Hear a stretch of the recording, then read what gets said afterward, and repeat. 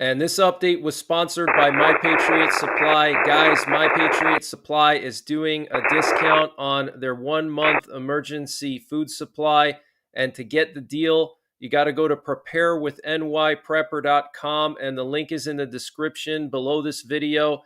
This is a 1 month freeze-dried food supply. It has a 25-year shelf life.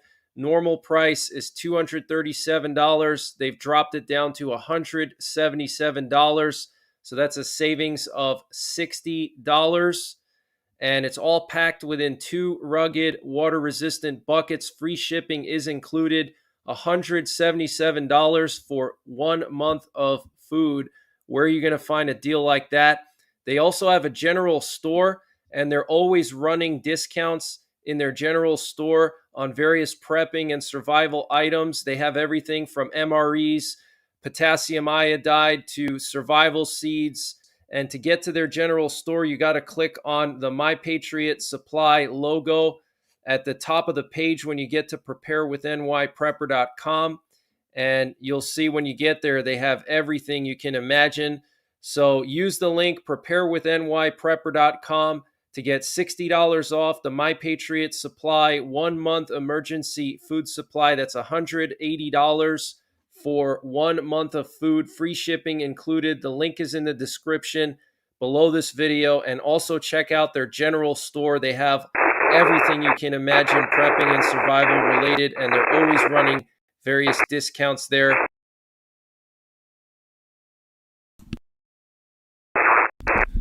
What's going on, guys? Let me know if you can hear me. Let me know if my sound is better tonight than last night. Hopefully it's better. Thank you guys for all the donations already. I'm blown away. Wow, thank you so much. I'm going to catch up on the super chats in a moment here. 5x5 sounds great. Okay. Wow, so many people here. Thank you guys so much for tuning in. It's great to spend another night with you guys, and thanks to all the moderators. I appreciate you guys very, very much. We have some major breaking news coming in. I'm going to be starting off with the latest breaking news, and then we're going to just keep the stream up for a little while and monitor what's going on live in real time. I currently have the radios up so we can hear the emergency action messages. I'm going to be monitoring that, but the beginning of the stream is going to be dedicated to the latest breaking news. I sound better tonight. Yeah, I don't think it was my fault last night because I never changed the sound and then suddenly it was messed up. I think it was a YouTube issue or some other kind of issue. But we have had a good amount of emergency action messages this afternoon and this evening. As you can hear the radio crackling right now. Sounds like there's a message trying to come in.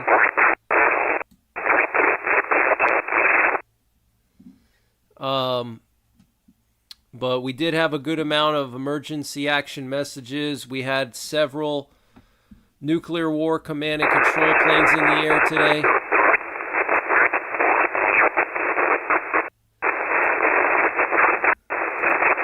Sounds like we're having some interference here. Very strange interference. Okay. So yeah, we'll start off with a prayer. So everybody just, bow your heads. Our Father, who art in heaven, hallowed be thy name. Thy kingdom come, thy will be done, on earth as it is in heaven. Give us this day our daily bread, and forgive us our trespasses, as we forgive those who trespass against us. And lead us not into temptation, but deliver us from evil. Dear God, please protect everybody in this chat. Keep them safe, keep them healthy. Make their dreams come true. Give them financial stability. God, please watch over and protect all the innocent people in the various war zones around the world, whether it's Ukraine, Israel, wherever. Africa. Please protect all the people that have missiles raining down on them every single day. Please help provide food for the hungry, the homeless. Please protect our men and women in uniform serving in our armed forces and in our police forces. And please protect the United States of America. I know we've made some mistakes. We're not perfect. Nobody's perfect except you, God, except you, Jesus Christ. But we try to be as good as we can be. We try to be like you. Please protect America. Amen. And I'm just going to say the Pledge of Allegiance. I pledge allegiance to the flag of the United States of America and to the republic for which it stands, one nation, under God, indivisible, with liberty and justice for all. All right, so we have more bird flu cases in the U.S. We have 6 more dairy farms with H5N1 bird flu in Colorado. So the bird flu is spreading. Okay, so with all this war stuff going on, we now have the bird flu to worry about.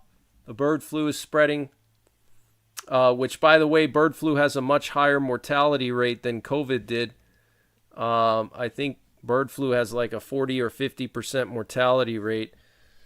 So far, it's been mostly like dairy animals, chickens and cows that have been affected, and mice and things like that. But there was one guy in Mexico City who died in April from the bird flu, and then there was, I think, another guy in Alaska or New Mexico. So we have a very serious situation unfolding in the Middle East right now. So we have multiple countries evacuating their diplomats and telling their citizens to leave Lebanon because Israel is about to go after Hezbollah, and Hezbollah is based in Lebanon. So it looks like we're going to have a massive war in Lebanon that could kick off as soon as tonight or tomorrow.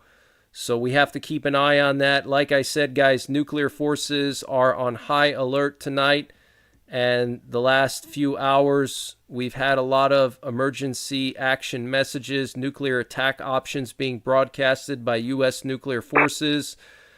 Last night, we had some global encrypted data transmitted to U.S. nuclear bombers from U.S. Strategic Command.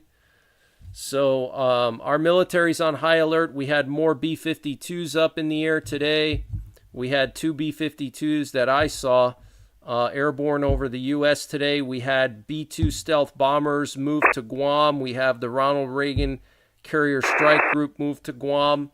So the chess pieces are being moved on the chessboard, okay? So apparently, according to the Russian Defense Ministry, 3 U.S. MQ-9 Reaper drones came dangerously close to a Russian Sukhoi 35 fighter jet in Syria tonight. Apparently, this incident took place just a few hours ago. Russia claims that the pilot narrowly avoided a collision, and an Israeli-U.S. coalition struck the headquarters and ammunition depots of some Iranian-backed groups in Syria. And Arab media is reporting an attack on a weapons convoy in the area of the city of Al-Bukamal in eastern Syria, not far from the border with Iraq. It is believed to be an Israeli and/or U.S. attack. So the U.S. and Israel were launching strikes tonight on Syria. They were attacking the Iranian-backed militias, and apparently during the course of this attack, some U.S. Reaper drones came very close to a Russian Sukhoi fighter jet. That's what Russia's claiming. Who knows what the actual truth is? But who knows? I mean, maybe Russia tried to shadow our fighter jets in Syria. Remember, Russia has a massive base in Syria, okay? Syria is basically like a vassal of Russia, okay? Russia has troops on the border of Israel in the Golan Heights, okay? Russia has an entire border checkpoint on the border of Israel, guys, and that is biblical. The Bible says that Russia and a coalition of Middle Eastern countries will try to attack Israel in the tribulation period, okay? So who knows? Maybe the Russians were, tailing our fighter jets while we were launching these strikes, and there was some kind of an incident. But they're claiming that U.S. Reaper drones came very close to one of their fighter jets. And during a series of high-level meetings this week between senior Israeli and U.S. officials in D.C., it was assured to an Israeli delegation that if a full-scale war were to occur with Hezbollah as well as Iran, then Israel would have the total support of the United States, okay? So the U.S. told Israel this week during a series of high-level meetings that the U.S. will give Israel its full support in its war against Hezbollah and or Iran, okay? Iran has already threatened to attack Israel if Israel attacks Hezbollah, okay? Iran delivered a message to the United States 2 or 3 weeks ago through, I think, Switzerland, actually. They used some third party to deliver this message warning the U.S. that if Israel goes into Lebanon, then Iran would attack Israel directly. Now, what's concerning about that is that Iran has sped up their uranium enrichment, okay? They've been building more centrifuges to enrich more uranium. They're basically trying to accelerate their production of weapons-grade uranium so they can build more nuclear weapons. I personally believe that Russia has given Iran nuclear weapons already, and I believe Iran has produced their own nuclear weapons as well. Okay, so I think Iran is basically already a nuclear country. So this could really go sideways, guys, but it looks like we're just hours or days away from Israel going into Lebanon. Talks over the last 24 to 48 hours between senior Israeli and U.S. officials have reportedly caused extreme concern among several members of the Biden administration who believe that an Israeli campaign against Hezbollah in southern Lebanon, likely opening with a large-scale air campaign over Lebanon and southwestern Syria, is now imminent and could begin at any point over the next 3 weeks. Okay? So this could start within the next 3 weeks, and it looks like it's going to start with a massive air campaign. And like I said, guys, the U.S. will be a part of this campaign, okay? Amos Hochstein, the envoy to, for this whole mess, okay? He's the guy that tried to bring peace over there. He told Lebanon and Hezbollah, you have until the 24th, which is Monday, to move your forces north of the Litani River. If you don't, Israel's going to go in and push those forces back on their own, okay? And he also said that the U.S. and international partners would back Israel in their campaign against Hezbollah. So this is huge news, guys, okay?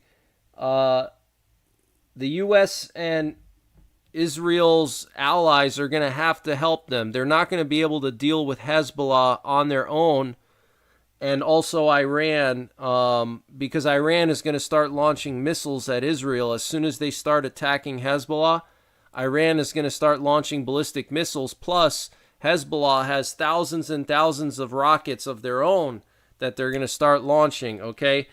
It's been estimated that Hezbollah has enough rockets to launch 1,000 rockets per day at Israel for 6 months straight.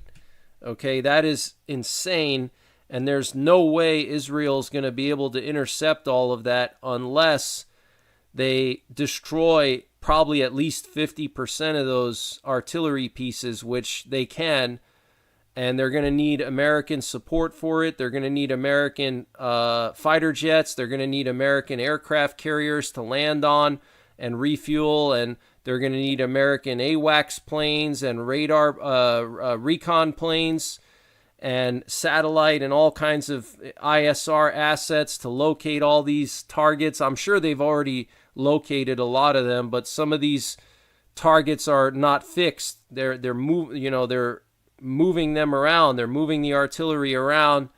They're not like fixed locations, you know.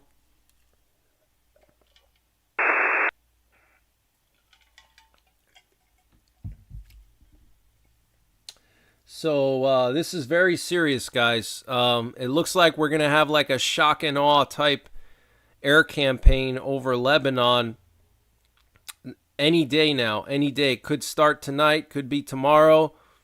Any day now, we're going to have this shock and awe campaign on Lebanon where Israel, the U.S., and international allies, probably the UK, and France are going to launch a massive strike or multiple strikes over days on Lebanon. They're going to take out their command and control. They're going to take out their artillery sites. They're going to take out weapons depots, fuel depots, airfields, whatever, you know, everything you can imagine. It's all going to happen. It's going to be a massive campaign. And I do believe they're also going to go for Nasrallah and the Hezbollah leadership with bunker busters. They know where he's hiding out. He's in Beirut. They're going to try to target him in Beirut and try to assassinate him.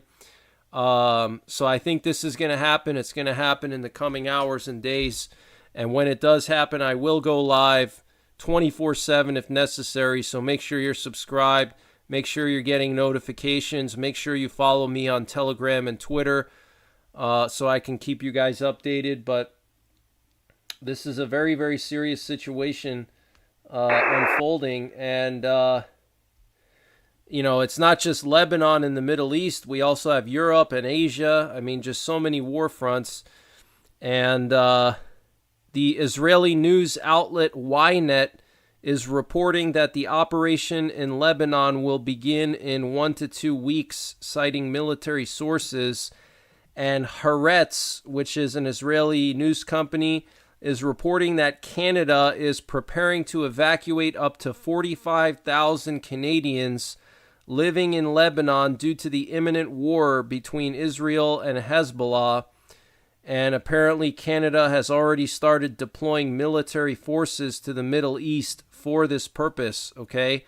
So just like the title of the live stream, Canada is evacuating citizens, Canadians, from Lebanon. They're going to start doing it now, okay? The ambassadors of Italy, France, England, Sweden, and Germany have been instructed by their governments to evacuate Lebanon immediately because intelligence information says war is imminent. The Saudi Arabian embassy in London warns of the risk of world war after the announcement of an imminent Israeli invasion of southern Lebanon. It is important that everyone understands the danger that awaits us. The conflict will not remain regional, but will very quickly become international.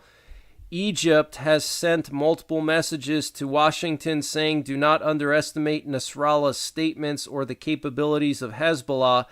Iran and the Taliban in Afghanistan are now discussing joint action against Israel. Okay, and I reported on this like 2 or 3 weeks ago.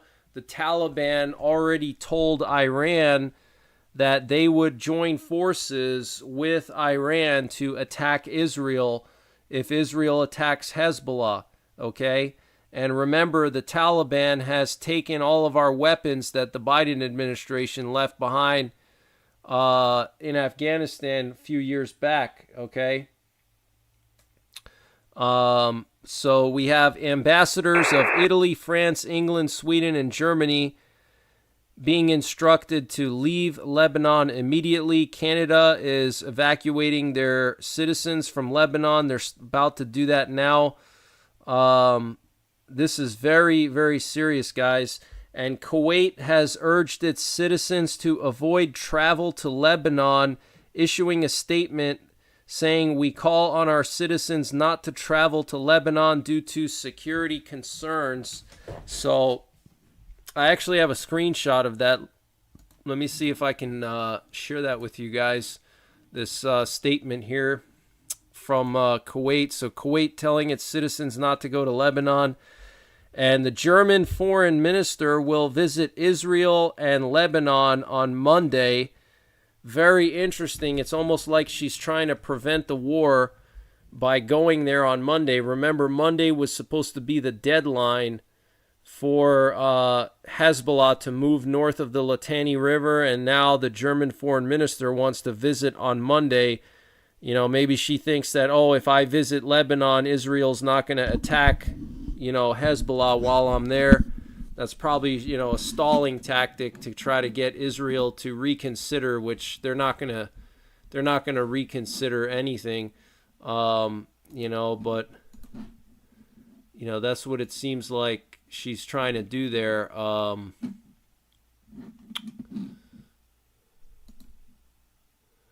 me see. I got this screenshot here from the Kuwaiti Ministry of Foreign Affairs. Let me share this with you guys. One sec.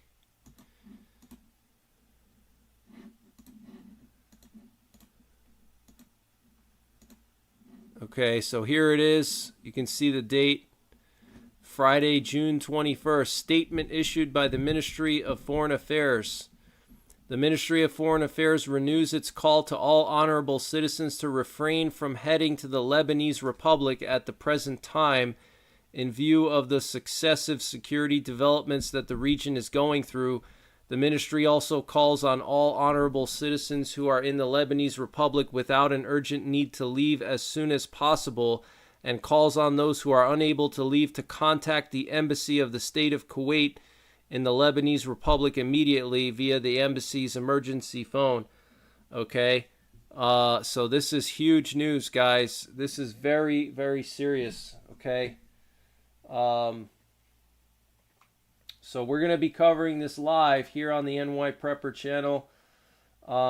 Weavers, thank you so much for the donation. Really, really appreciate it. Thank you so much, Weavers. I hope you're having a good Friday night. Thank you so much. Let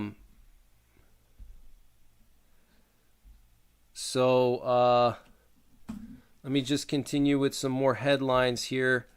The Israeli Broadcasting Corporation is reporting that Israel is preparing to announce the defeat of Hamas soon due to the possibility of expanding operations against Hezbollah. So Israel's going to announce that basically the war in Gaza is over. We've defeated Hamas, and now it's time to focus on Hezbollah. Okay, so that's going to happen soon. The Israeli foreign minister said today, "We cannot allow Hezbollah to continue to attack our lands and our citizens. We will take the necessary decisions soon." Okay, and remember, I think it was 3 days ago, the Israeli chief of staff Herzi Halevi told the Israeli government that the military is ready to go into Lebanon, that the Israeli military is ready to go. They're just waiting for the green light. Okay, so everything is in position. The Israeli military is prepared. The civil defense plans in Israel have been prepared. They've been preparing them for the last few months. They've been stocking up on supplies. They've been figuring out how to reroute their electrical power in the event of massive missile attacks. They've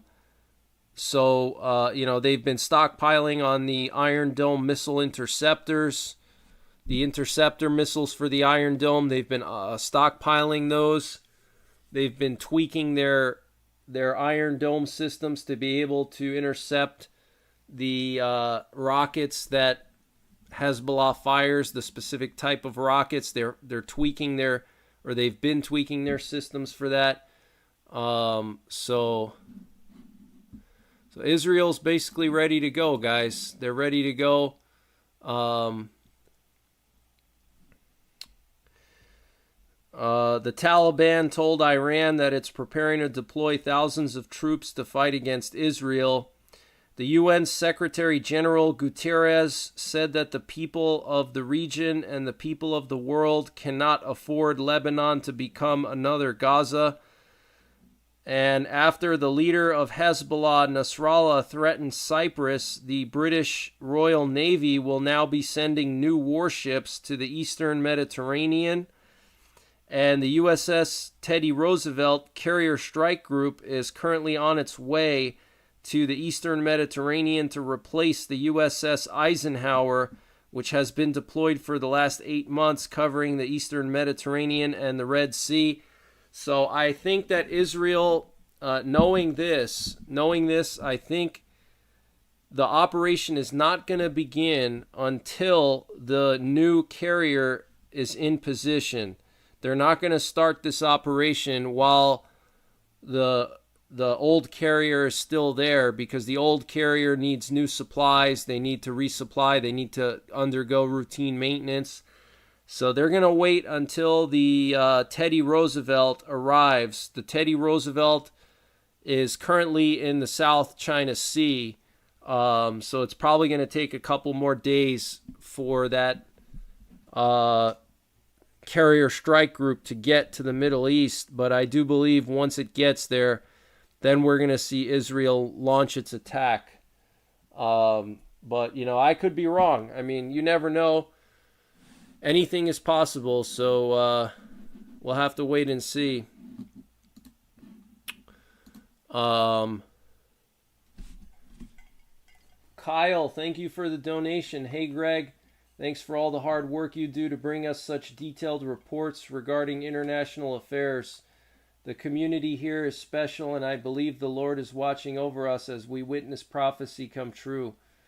I totally agree with you, Kyle. I do believe God is watching over us, and I do believe we are witnessing prophecy coming true. Thank you so much for that donation. I really appreciate that. And Lee Billy, thank you for gifting more memberships. Wow, I really appreciate that. Thank you so much. It seems like you guys really like these live streams, so I'm going to try to keep doing these live streams a couple times a week. Thank you for all the donations. Really appreciate that. Lee Billy, EM, Renee, and thank you guys for all the generous donations. I'm just blown away. Thank you so much. I'm really, really thankful for that. So let me just continue here. Apparently, the Israeli Air Force bombed some Hezbollah targets in southern Lebanon at the Al-Qaim village. Okay, so the Israeli Air Force bombed some Hezbollah targets this evening. The UN Secretary General Guterres said that there is total lawlessness and chaos in Gaza, which is restricting distribution of humanitarian aid, and that most of the trucks with humanitarian aid inside of Gaza are now being looted. Okay, so absolutely insane. And the U.S. and China will hold nuclear talks for the first time in 5 years, Reuters is reporting. Informal discussions on nuclear weapons between the U.S. and China resumed in March for the first time in 5 years, Reuters first reported today, with Beijing delegates assuring their American counterparts that they would not resort to using nuclear weapons in Taiwan. Okay, so nuclear talks going on between the U.S. and China the last couple of months. And the Russian spy ship Vasily Tatashev was dispatched from Kaliningrad to the German coast in the Baltic Sea. The ship is reportedly capable of tapping phone calls and interfering with communications and GPS navigation. Wow. Okay, so a Russian spy ship deployed from Kaliningrad to the German coast. Wow. And the Netherlands will supply a Patriot system to Ukraine together with another country that has not been named. And this comes a few days after Romania announced that they would donate a Patriot system, and after the U.S. said they would provide all domestically produced Patriot systems to Ukraine and halt fulfilling foreign military sales of Patriot systems to countries that ordered them except Taiwan. Okay, so now NATO is going to be flooding Ukraine with Patriot missile systems. The Netherlands is giving it to them. Romania is giving them one. The U.S. is going to start giving them more. So this is going to infuriate Putin. The fact that Ukraine is now going to be able to defend themselves even better against these Russian airstrikes, which are now less and less effective than they were in the beginning of the war. You remember in the beginning of the war, all these strikes that Russia would do? All those strikes are now useless, most of them, because Ukraine is able to shoot down like at least 75% of the missiles that they launch. And so if the U.S. and its allies keep sending more Patriot batteries and NASAMS, they're going to be sending NASAMS as well. And the NASAMS are very interesting because they're basically, NASAMS are a lot cheaper than Patriot missiles. The actual missiles that they use in the NASAMS system is actually a version of the AIM-9X Sidewinder, which is an air-to-air missile used by fighter jets for dogfighting. Okay, so like F-16s and F-35s, etc. They have the dogfighting missiles. Dogfighting is a word you use to describe two fighter jets that are fighting each other in the air. And so these are air-to-air missiles that they've repurposed to use as a missile defense interceptor. Okay, and so that's a lot cheaper than the Patriots missiles. And so the NASAMS are going to be very, very useful for shooting down all the drones that Russia has produced. Apparently, Russia built like 1 million drones or 3 million drones or something crazy like that, because Iran apparently built an entire factory in Russia, a drone factory, to produce those Shahed drones. Well, now Ukraine is getting the NASAMS, the Patriots, so those drones are not going to be as effective anymore. Russia's hypersonic missiles have already been shot down by Patriot missiles several times. So Russia's running out of options now. They've depleted a lot of their missiles. The only thing they have left is their ground forces, their tanks, their infantry, and their artillery. But now that the U.S. and NATO are going to allow Ukraine to strike anywhere inside of Russia with their weapons, that's going to neutralize a lot of those artillery pieces, a lot of those ground forces. So, Putin is probably going to push the red button. He already said that he's going to lower the nuclear threshold and revise Russia's nuclear war doctrine to make it easier to use nuclear weapons. And basically, I think Putin is preparing to nuke Ukraine. I really do. I think he's going to do it also. I think he's going to nuke Ukraine. I know it sounds crazy, but I think it's going to happen because the Gazprom is going down. You know, the oil and gas company Gazprom in Russia, that's state-owned.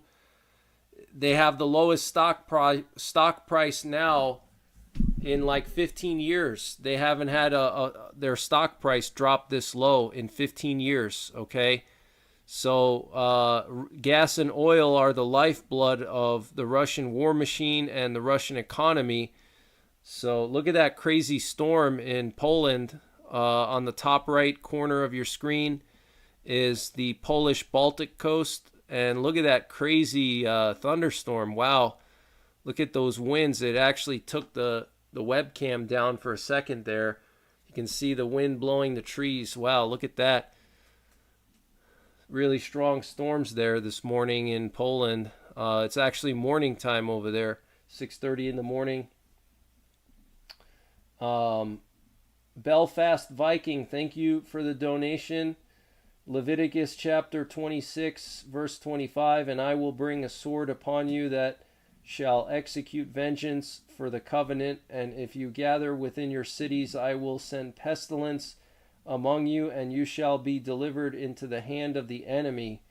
Interesting. Thanks for sharing that scripture. I appreciate that. Very, very interesting. Thank you very much.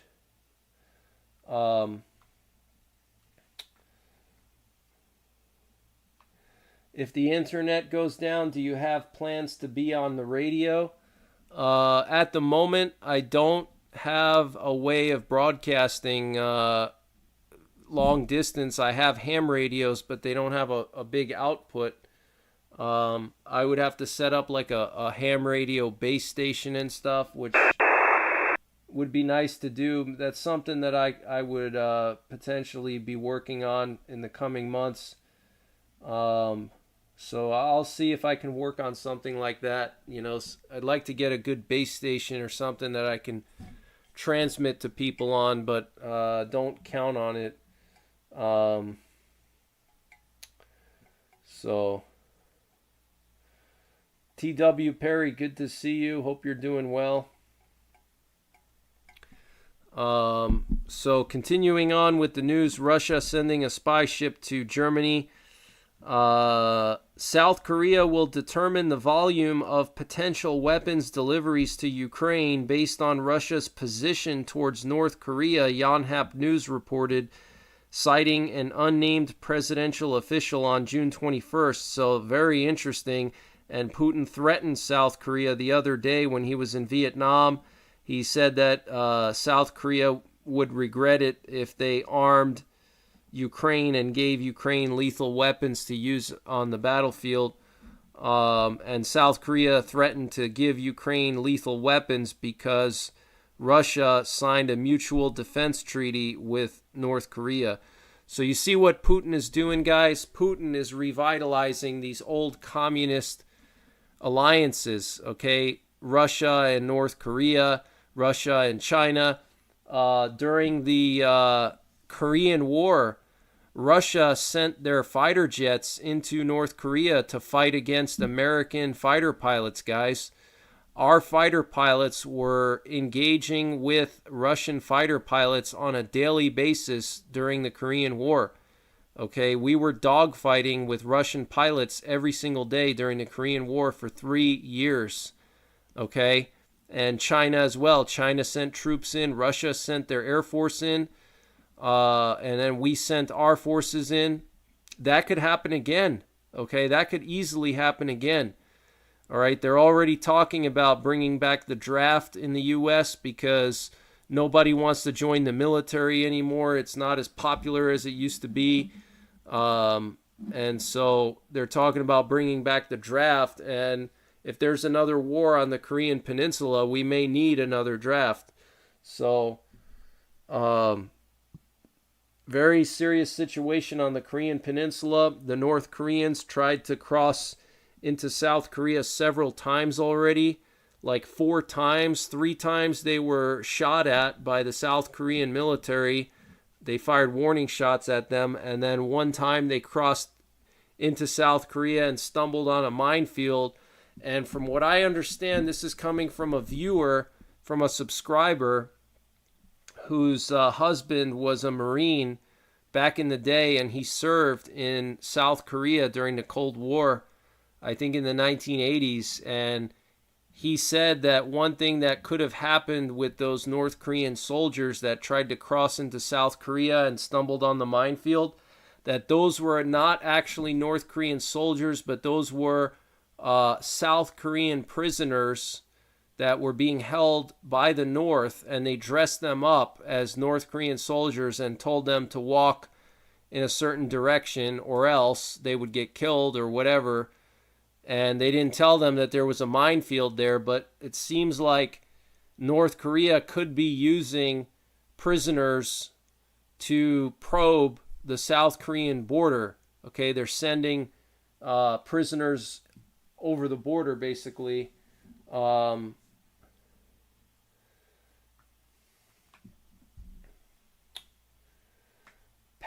Greenbird, thank you so much for another donation. Very nice of you.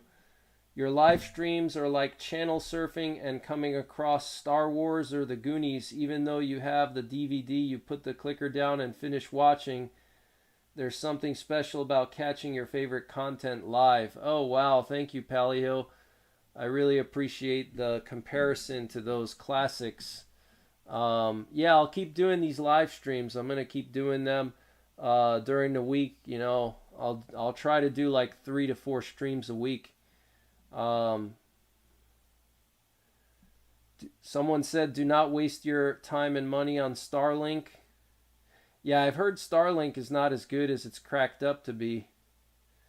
And it costs like $500 just to get the equipment. You have to pay like $500 up front. Tamanrod says, can't be missed. Yes, automatic selective service registration was passed. That's correct. But it's not a draft, correct. But they're moving towards a draft is what it seems like. Linda says, I like the live streams. So let me continue with some more headlines here. Ukraine wants to hold a second global peace summit before the end of 2024, according to Ihor Zovka, deputy head of the presidential office of Ukraine. He said this in an interview with Interfax Ukraine today. Ukraine will soon start negotiations on security guarantees with Ireland and is ready to sign bilateral agreements with Estonia and Lithuania, Ihor Zovka, deputy head of the presidential office, said also in an interview with Interfax. And Ukrainian drones attacked 4 oil refineries in Russia's Krasnodar Krai and Astrakhan Oblast, as well as sites where Russian Shahed drones are stored. And this was overnight last night. And a large arms and military warehouse caught fire in Rostov, Russia, after being targeted by Ukrainian drones tonight. And Ukraine's Air Force is warning of more airstrikes from Russia in the coming hours and days. And earlier this evening, Russia launched a missile and drone attack targeting multiple Ukrainian regions. This was a few hours before I went live. In the Lviv Oblast, a Russian missile struck an energy infrastructure facility, causing a fire to break out, according to the governor, Maxim Kozitsky. No information was immediately available as to the extent of the damage. Emergency crews are currently on scene extinguishing the blaze. Kabooms were heard in the northwestern city of Lutsk in the Volyn Oblast and over Vinnytsia Oblast around 4:45 a.m. local time. So that was, just 2 hours ago. Residents also reported hearing sounds of kabooms around 5:30 a.m. local time in the city of Khmelnytsky. Ukraine's Air Force warned of missile threats on Ukraine's western and central regions. At 4:50 a.m. local time, Poland announced that it had scrambled fighter jets to protect Polish airspace amid the Russian attack in western Ukraine. No more kabooms or damage were reported as of 5:45 a.m. local time. Okay, so there was some kind of an attack on western Ukraine tonight. Okay.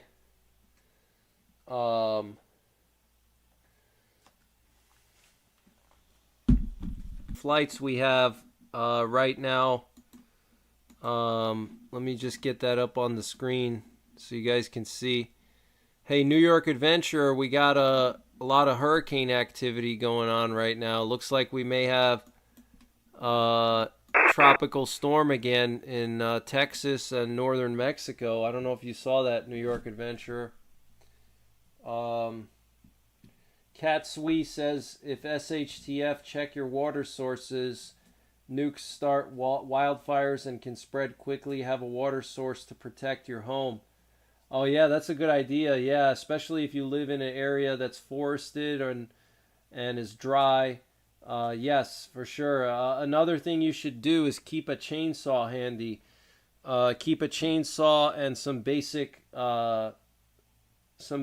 tools in order to clear out around your home or your bug out location. So if there is a wildfire coming, you can clear out some of the flammable materials around your property, like trees. You're going to have to make a fire break around your property, clear a bunch of trees all around your home to keep the fire from getting close. So you need a chainsaw to do that, and just some basic tools. You can also use heavy equipment to speed up the process. If you have access to bulldozer or earth moving equipment, that always helps too.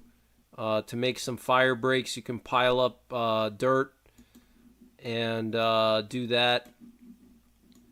So let me just show you. We have some interesting flights tonight.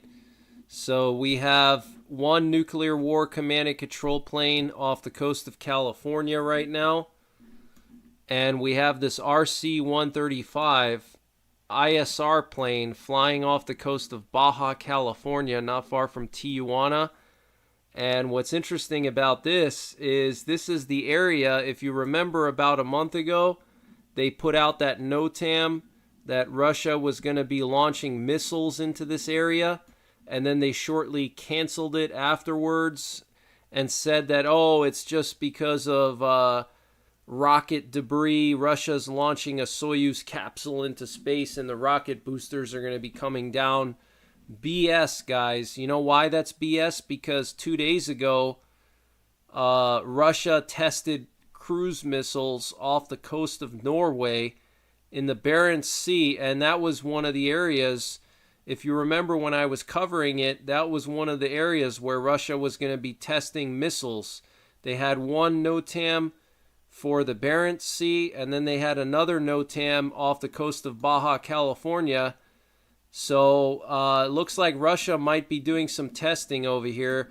And the last couple of weeks, especially like 2 to 3 weeks ago, I think it was like 3 weeks ago actually, we had like several nights where every night we had like half a dozen aerial refuelers and recon planes going down to this area near the Guadalupe Island. And now we have this RC-135 going back and forth. Look what it's doing here. Okay, so something is going on over here. I highly doubt that they're monitoring the Guadalupe Island. Okay, there's nothing over there except great whites. So something is in this area for them to be looping like this. Okay, so this is very concerning. Maybe there's some Russian warships. I don't know. Okay, maybe there's Russian warships there and they're going to start launching cruise missiles and testing them there.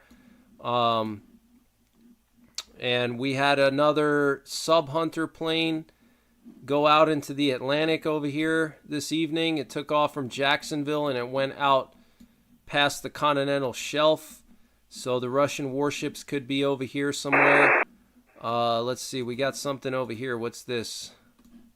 Looks like we got this aerial refueler heading to Florida. Interesting. We have another nuclear war command and control plane right now in the air over Missouri. Check it out, Iron 55. Look at this, guys. Look at this, RQ-4 Global Hawk Forte 15 doing a massive amount of reconnaissance on Sevastopol.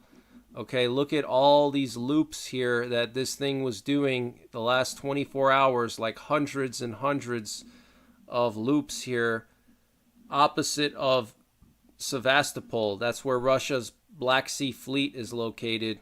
So I do expect a Ukrainian strike, probably a massive Ukrainian strike on Western Crimea in the coming hours and over the weekend, because this thing was picking up targeting information picking up targets where they're located and sending it to the Ukrainians. So the Ukrainians are probably going to be launching a huge strike, maybe on Yevpatoria or Saki or Sevastopol. Okay. So get prepared, guys. Peggy McGuire, thank you for the donation. I appreciate that. And I appreciate all your support and for watching the channel. Thank you for praying with us tonight, Greg. Thank you, mods, for your hard work. God has blessed and protected my finances to give. I support your work and am blessed by your testimony for Jesus. We fly soon. Love you, family. Wow, that was very nice of you, Peggy. Thank you so much. I really, really appreciate that. So generous of you. So many generous people. Very kind people, too. Gibbs Brothers, how's it going? Good to see you. God bless all you do, Mr. NYPrepper, and prayers to you and everyone on here. Thank you, Gibbs. I really appreciate that. Thank you so much. Justin Flames, thank you for the donation. Is it SHTF time yet? I'm tired of working. Kyle, thank you for the donation. In this community, we pray for each other and show each other support, and that is very special. Thanks for all you do, Greg. No problem. Yeah, it's really amazing how people come together here. I would say we have one of the best communities on YouTube, I think. What's going on, Judy Fugate, Britt Jewell? Good to see you. JP. Do I have a video on the cat, on Kitty Cat, and how she's doing? Yeah, I do have a video. I posted it at the end of my prior, one of my prior updates. I'll share another video sometime.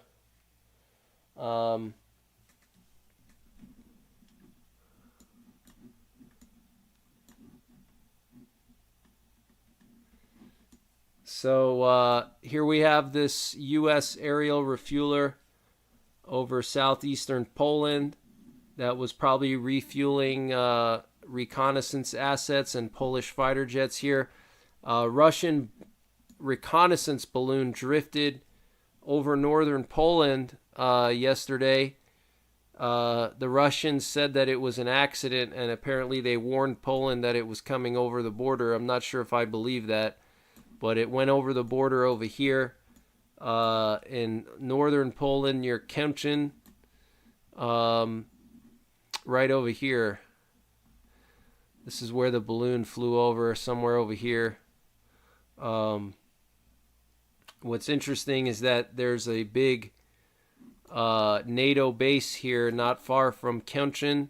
This is actually where Hitler had one of his bunkers. It was called the Wolf's Lair. He had his bunker here in Kempchen. That was like his doomsday bunker in northern Poland. You can actually go there today and see the remnants of it in the forest. He had this huge bunker in this area because he figured that nobody would ever find him here. So he built a massive bunker complex in the forest outside of Kempchen, Poland. But not far from there is Bemowo-Piskie, which is a huge NATO base, American base right here. They have a massive airfield, and they have a big polygon there for doing tank and artillery training. There's an entire U.S. Army Brigade combat team stationed over here at Bemowo-Piskie.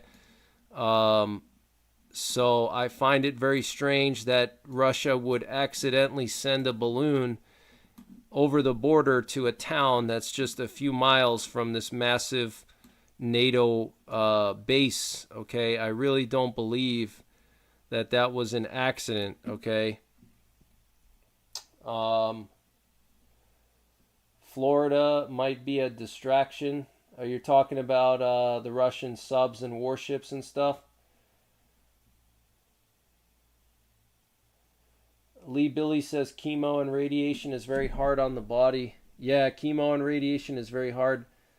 Yeah, keep Lee Billy in your prayers, guys. I know that they have these pills you can take now that are supposed to like attack the cancer like from a like genetic point or something. I don't know if you could find some of those pills. I don't know exactly how they work, but they're supposed to be a lot less hard on the body than chemo and radiation. I forget what they call it. I think it's like genetic therapy or something like that. It like attacks the cancer genetically or something. I don't know. Cro-Magnon, thank you for the donation.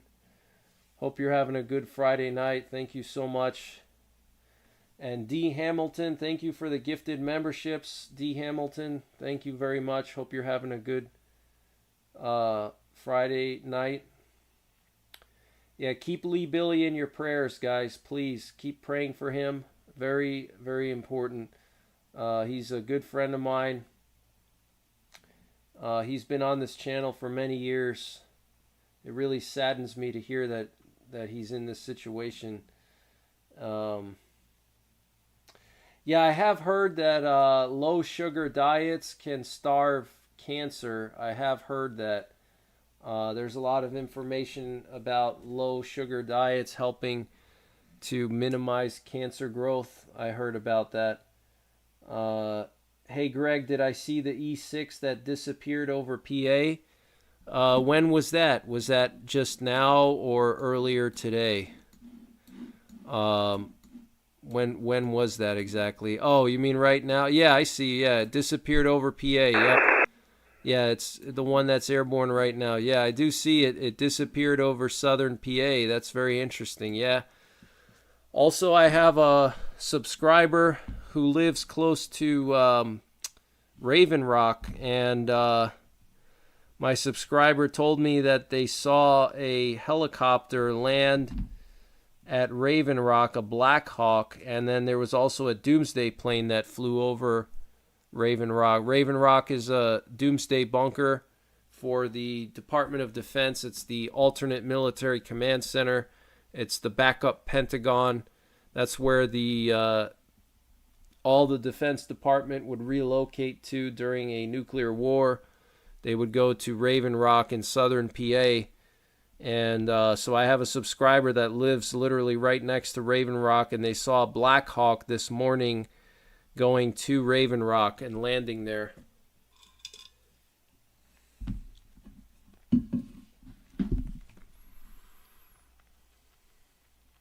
Wow, looks like the results of the poll are pretty unanimous. 92% say yes, I should keep doing a lot of live streams. Wow, 92%. Wow, sounds good. I'm gonna try to start doing the streams earlier. Maybe like 9 p.m. or something, 10 p.m., maybe 8 p.m. sometimes. Lately I've been doing them late just because I've been so busy. I've had a lot of stuff to do at home, but I'm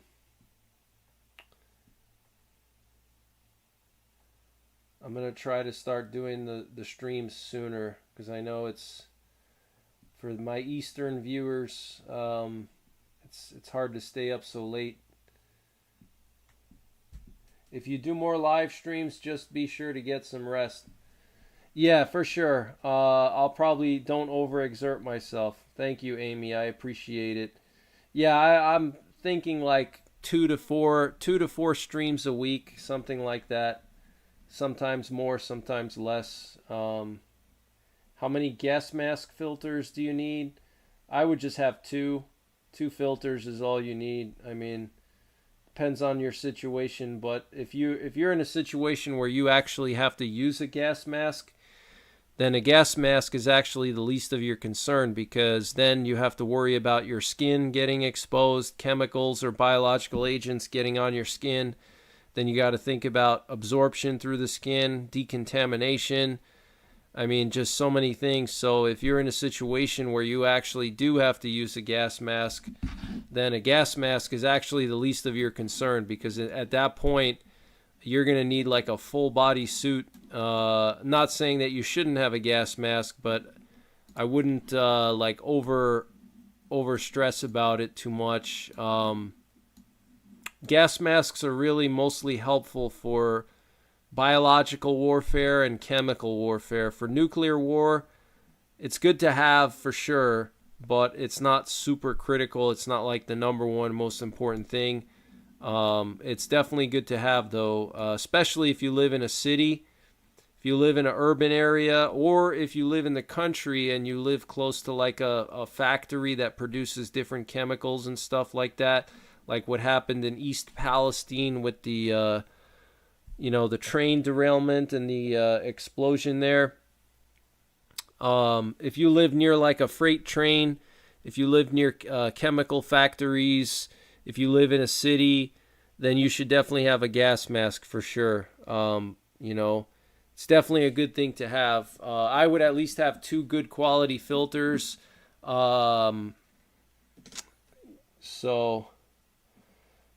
filter should last you an entire day. If you're in a situation where you need to use a gas mask for an entire day, then that's a really bad situation. Just remember, your goal is to get away from the threat and not to really operate around that threat. You're not the U.S. military. You're not going to be, forced to operate and go to war and fight in a chemical warfare environment where chemicals are in the air, and you're going to be conducting combat operations. Your goal as a civilian is just to get away from the threat, that's it. And really 2 filters is really all you would ever need. I mean, those filters can last a while. 1 filter should last you a whole day. So I would have at least 2 filters. Yes, the cat is okay. The cat is doing well.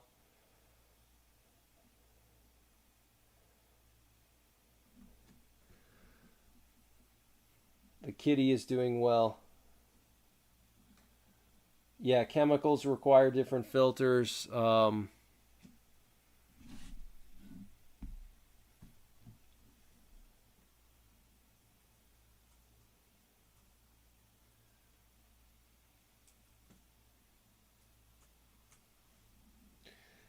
Mira, have you guys ever heard of Mira Safety?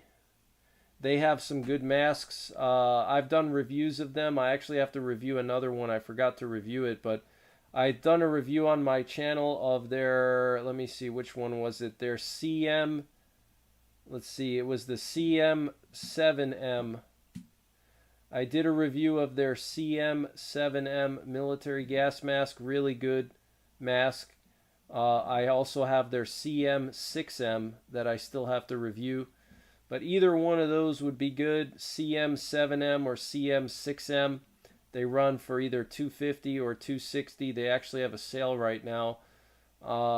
And they have the long shelf life filters. I think their filters last like 15 years. Let me double check. If you get their filter, they have the, let me see, which one is it? One of their filters, let's see, it lasts like 15 years or something. I think it's the NBC 77 SOF Seaburn gas mask filter. Has a 20-year shelf life. It's running $80 right now on their website. Compatible with 40 millimeter NATO threads. It's a military spec filter. That's the one that I have. I have a few of those. The NBC 77 soft Seaburn gas mask filter from Mira Safety. They run $80 each, which is expensive, but remember, it's 20-year shelf life. So you buy, a couple of those and you're set, for a long time. Apparently NATO forces use that filter, so that's a good one. They have some other ones too here. They have lightweight filters. So like I said, if you're in a situation where you actually have to use a gas mask, you're in a bad situation, and you better get out of there as quickly as possible. Don't even think about trying to, pull a Call of Duty or something and think that you're going to somehow operate in an environment with contaminants or chemical weapons or something like that. Your goal is to put the mask on and get out of Dodge and get away as far as possible, not to operate in that kind of environment, because as a civilian, you just don't have the resources to be able to do that, and it's just too risky. It's not worth it. Remember, the U.S. military has all kinds of antidotes that they give to troops when they operate in chemical warfare situations. They have medics, they have everything. So if they get contaminated, they go and they get their antidote. But you as a civilian, you don't have access to that. You can get some of these antidotes for the nerve agents. They do sell them, but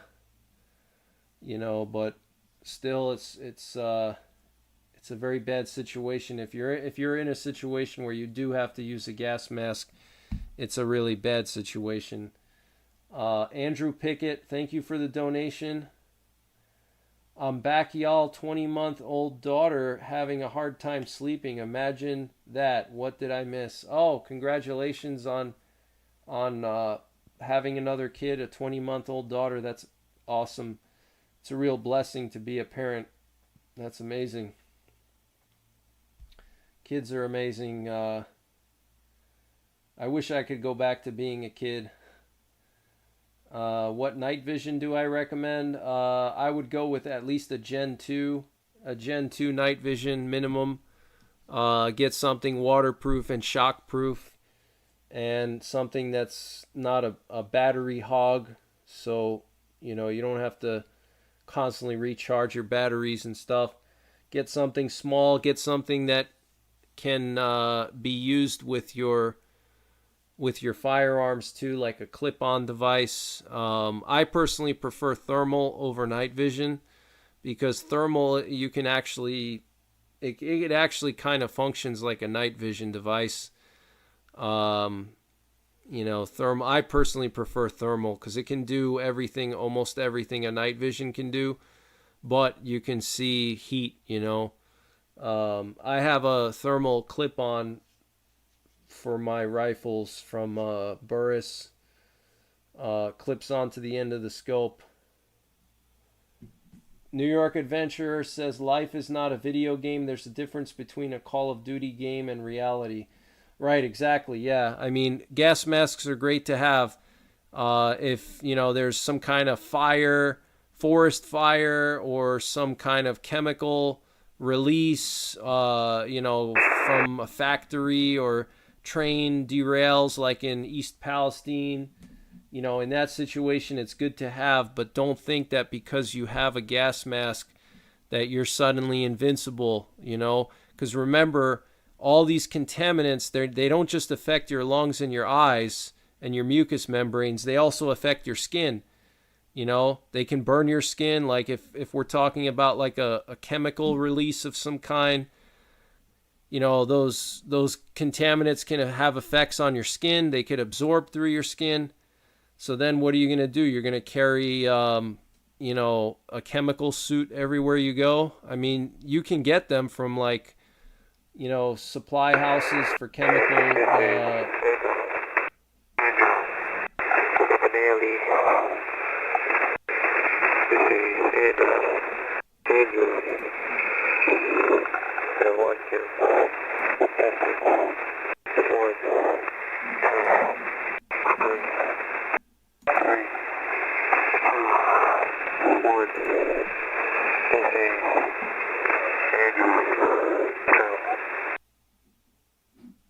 We just had an EAM come in. Very weird. That was a weird EAM. Did you hear that? It was so short. That was strange. Wow. That was strange.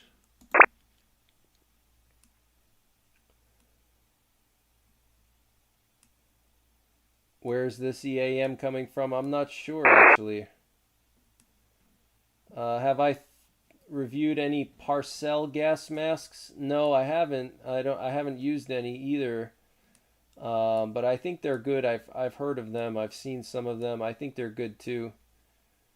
I thought I heard a lady in the background. Interesting. Absorbed through your ear canals. Chemical weapons absorbed through ear canals. Right. That's another thing too. Andrew Pickett says, my stepdad was hit with Agent Orange back in Nam. I remember his stories and the pits all over his back as a result. My brother-in-law's father actually died from Agent Orange. He got lung cancer from it. He died last August. He died from lung cancer from Agent Orange. He got buried at Arlington. I went to the funeral in Arlington Cemetery. Kyle, thank you for the donation. Wanted to say thanks to all the mods for monitoring the chat. Thanks for the work you do. Yeah, give a thumbs up to the mods. We got to have like a mod appreciation night soon and just dedicate an entire stream to appreciating the mods because they do a great job. Thank you guys very much. It's really critical to have a good team of mods that you can trust. It's just impossible for someone like me to, be able to, do what I do without mods, So thank you guys very, very much. If not for you, I don't know what I would do. I mean, my chat would be just totally out of control. So I'm very blessed to have the mods that I have. They do a very good job. So thank you guys very much. I really appreciate you. I wouldn't be able to do what I do without these kind of mods, mods that I trust and who actually care, and many of them are.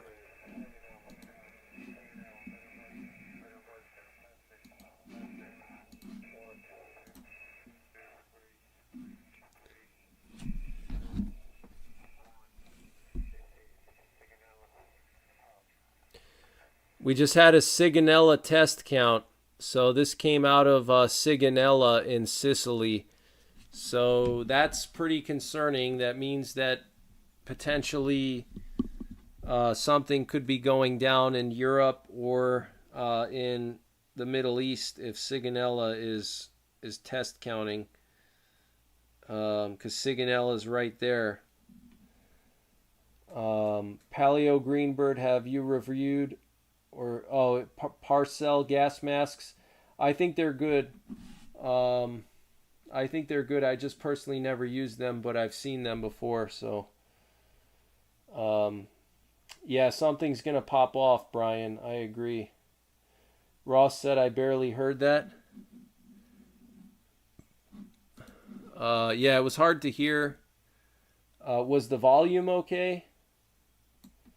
Am I installing a Yagi antenna? No, I'm not installing a Yagi. I'm installing a ground antenna to pick up just high frequency. I'd like to install some other antennas too, but for now I'm just going to do a ground loop, a 300-foot ground loop. That's going to pick up all these EAMs, and they're going to come in crystal clear from around the world.